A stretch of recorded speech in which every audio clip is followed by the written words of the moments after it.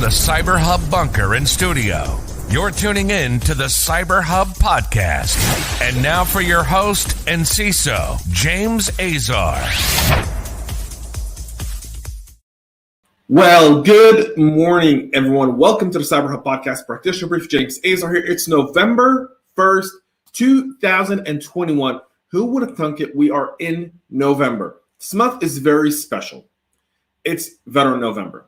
And there's a lot of updates that I'll go through today throughout the day, not just on this show. I had planned to put out 30 podcasts this month. A few weeks ago, my wife and I had a baby that's really hindered my progress in recording some of these episodes. So I may have to make some slight adjustments, but don't miss it out. I've pre-recorded a bunch of them, so I'll be posting those over the week of Veterans Day, which is November 11th. And we'll get all of that stuff done. I never thought a baby would take so much darn time, but they do. They absolutely do. And there's very little one can do about that. But I'm happy to welcome the little guy into the family. But I'm gonna have to make some changes to a lot of the commitments I've made over the rest of this year. So one very good one is that as well. Let's get to some of your comments. Good morning, all. Good morning, David. Morning from Toronto to Matt Lee. Good morning from Big D, Dallas, Texas, in the house. Mr. McQuiggan, good morning and happy Monday. And Rob says, congratulations. Thank you so much, Rob. So things have been really hectic in the Azar household, but nonetheless, we still got Cybernews to talk about today. Big shout out to KnowBe4 for their support of the program. I'm very, very grateful for it as well. And pretty soon we'll be onboarding a few more awesome people along the way too. So Jane, morning, and here's to the restless parents. Indeed, we are indeed very, very much restless nowadays.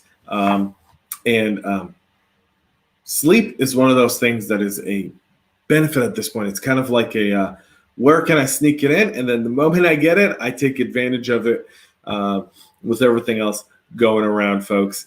All right.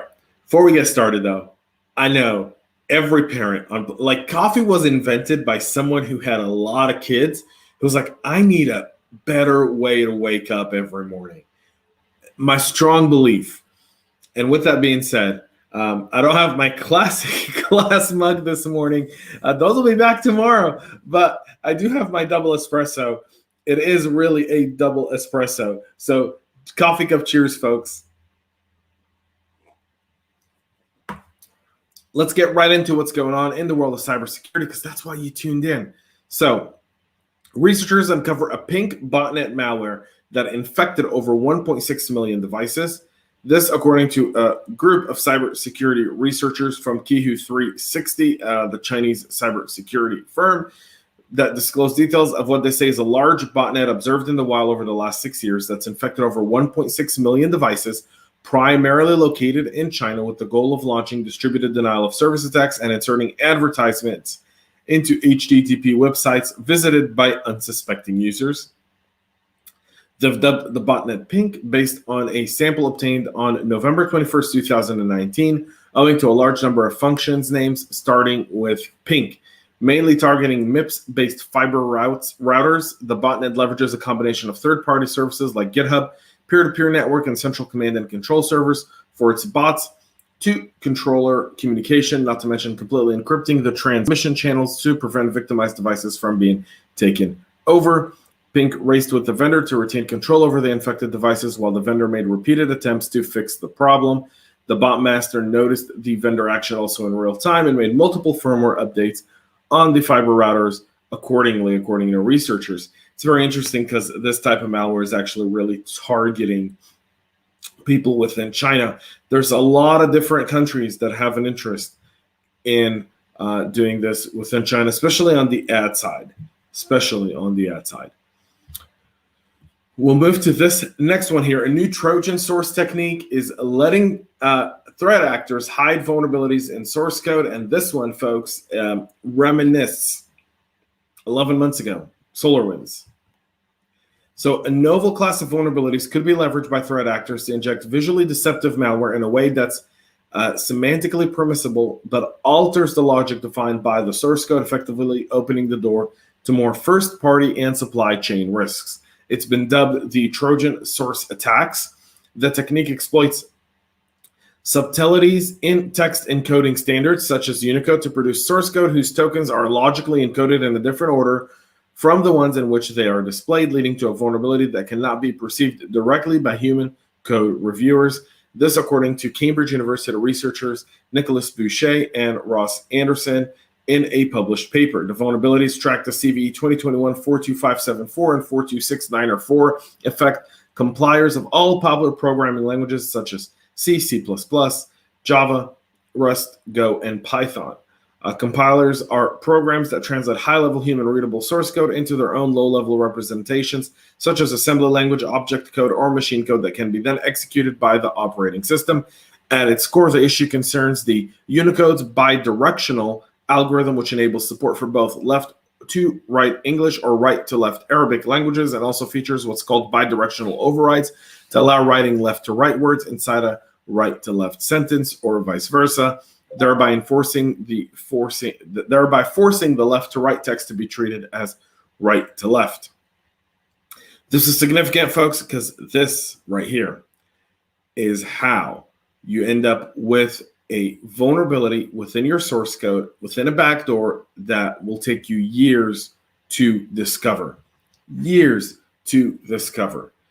And if researchers got their hands on this and they've published a paper, that means that it's out there. Threat actors know it. So now comes the question is, what are you doing within your CI/CD pipeline? What are you doing within your repositories to really check for this stuff? And this is where security partners come in very, very handy. All right. This is not a human thing. A human could not possibly look at millions and millions of lines of code. This is where automation and technology and security partners play a critical impact in our security programs. This, to me, is a worst fear for anyone who works in a company that writes its own software.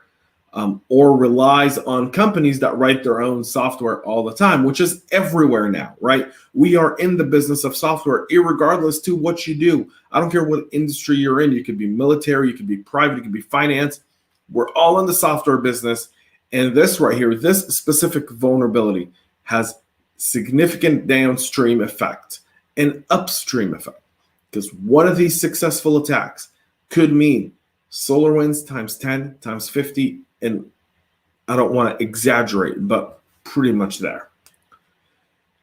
So go back to sit with your teams, talk to your boss, do some research. If you're in leadership, sit down with your CTO, with your CIO, get together with a room of people and start to think, how do we harden this environment? Start with that. What can we do to harden the environment? Then from there, start to add more layers. We'll move to CISA and MITRE announce a 2021 list of the most common hardware weaknesses. This list here comes and talks about some of the hardware issues we all have a problem dealing with. And at the top of the list was the improper isolation of shared resources on system on chip or on-chip debug and test interface with improper access control. See that one, access control. Improper prevention of lock bit modification, and security-sensitive hardware controls with missing lock bit protection. Firmware not updatable, and you can see the whole list here. 5 other weaknesses scored just outside of the final list, but still have a risk to your organization from a hardware side. Please make sure you go over this list, and if you do have hardware, time that could be taken advantage by this, time to kind of look it up and change it.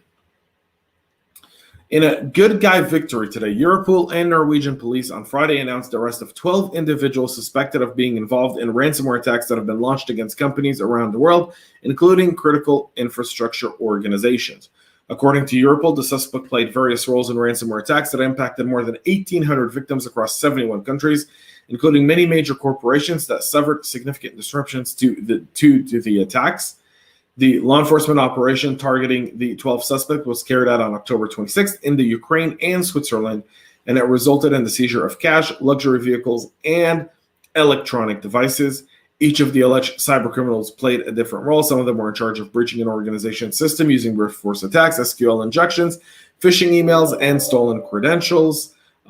Others forced on lateral movements and deployment of malware like TrickBot and so much more. Norwegian police said that one of the victims of these threat actors was Norwegian Metals and energy giant Norsk Hydro, which lost tens of millions of dollars following their attack in 2019. Furthermore, a TrickBot suspect has been arrested and extradited to the U.S. from South Korea. The Russian national by the name of Vladimir Duneyev faces up to 60 years in prison for his role in a cybercrime operation. So, a good one. And we'll end with this. Signal unveils how far U.S. law enforcement will go to get information about people. This is coming after the developer said Santa Clara County Police wanted very specific personal information of certain users, including IP addresses along with dates and times for each login.